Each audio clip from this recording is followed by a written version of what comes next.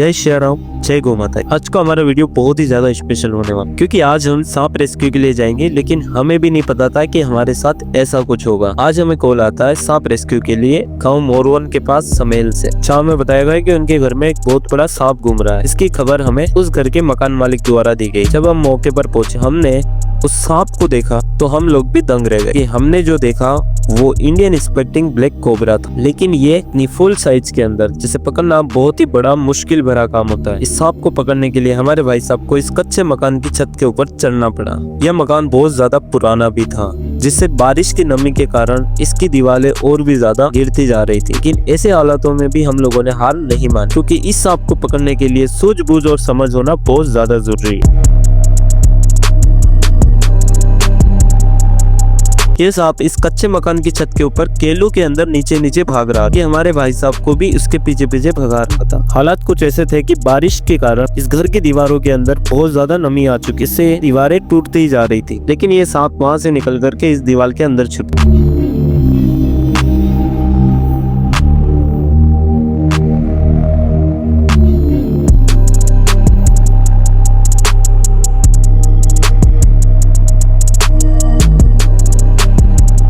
इस तरीके से ये दीवार का टूटना किसी की भी हिम्मत को जवाब दे सकता था, क्योंकि इस कच्चे मकान की छत के ऊपर खड़े रहना, जहरीले सांप का रेस्क्यू करना कोई मामूली बात नहीं है। क्योंकि जिस घर के ऊपर ये खड़े थे उसकी दीवारें रेत के टीलों जैसे बिखर रही थी, बिल्कुल हमारी आंखों के सामने। ऐसे समय में दीवार के ऊपर खड़े रहकर बैलेंस बनाना और प्लस सांप का रेस्क्यू भी करना, ये कोई हर किसी के लिए मामूली बात नहीं है। लेकिन हमारे भाई साहब को इन चीजों का बहुत अच्छा नॉलेज है और वो अपने दिमाग का सदुपयोग भी करते हैं, जिसके थ्रू उन्होंने अपने रिस्क पर उस सांप और वहाँ के आसपास रहने वाले लोगों दोनों की जान बचाने का फैसला किया। सांप घर की दीवार की दरार के अंदर छिप गया था। उसको पकड़ना और पकड़ के बाहर लाना बहुत ही ज्यादा मुश्किल हो रहा था।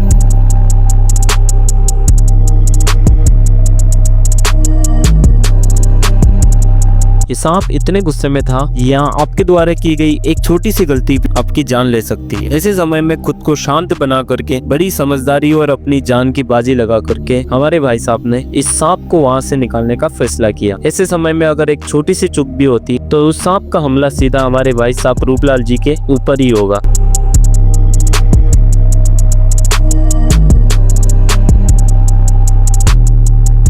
कई घंटों मशक्कत करने के बाद हमने उस सांप को घर के अंदर की ओर जाने दिया। जैसे ही सांप घर के अंदर पहुंचा, हमारे भाई साहब ने दौड़ करके उसको अपनी छड़ी के थ्रू पकड़कर बाहर लाने का फैसला किया। ऐसे समय में अगर आप थोड़े से भी घबराते हैं कि आपके अंदर डर का माहौल पैदा होता है, तो वहाँ आप अपनी लाइफ की उल्टी गिनती गिनना शुरू कर सकते हैं। लेकिन हमारे भाई साहब के अंदर ऐसा कुछ भी नहीं था।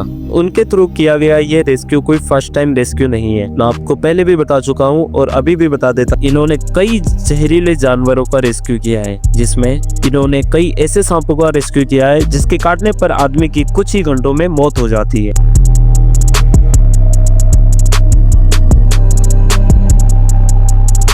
जहाँ की पब्लिक से बार बार एक ही रट लगाई जा रही थी कि भाई साहब इस सांप को आप छोड़ मत देना, क्योंकि ये सांप इतना लंबा साइज का था और इतना जहरीला और इतना डरावना कि इसे देख करके अच्छे लोग डर जाते हैं। इस सांप को जैसे हमारे भाई साहब ने छोड़ा, यहाँ आसपास की पब्लिक सारी घर में घुस गई, यहाँ तक कि हमारा कैमरामैन भी बच गया, जिससे हम उस चीज को शूट नहीं कर पाए। लेकिन फिर से इन्होंने इसको पकड़ करके सभी लोगों के जवाब देना स्टार्ट किया। कई सारे लोगों ने क्वेश्चन किया कि क्या इसमें जहर है? अगर सांप काटता है तो क्या हमें कोई देवरा मंदिर भगवान के दर पर जाकर सिर्फ हाथ पे हाथ धरे कर बैठना रहता है, या फिर हमें हॉस्पिटल जाके इलाज करवाना होता है? हमारे भाई साहब का सिर्फ एक ही कहना है, आप भगवान में आस्था रखो, विश्वास रखो, लेकिन अंधविश्वास में ना रहो। आप अंधविश्वास में ना जियो।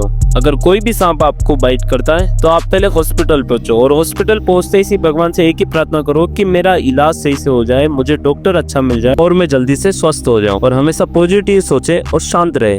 कई लोगों ने हमें वहाँ क्वेश्चन किया कि कहीं आप कोई मंत्र वगैरह पढ़ते हैं जब आप सांप रेस्क्यू करते हैं? तो हमारे भाई साहब का सिर्फ एक ही कहना था कि ऐसा कुछ भी नहीं है। मेरी हिम्मत है और मेरा नॉलेज और एक्सपीरियंस है, जिससे कि मेरे अंदर छुपा हुआ डर खत्म हो गया, और सांप देख करके मैं ये बता सकता हूँ कि कौन सा सांप जहरीला और कौन सा नहीं, जिससे हमारे पास मंत्र तंत्र विद्या जैसी कोई भी चीज नहीं है।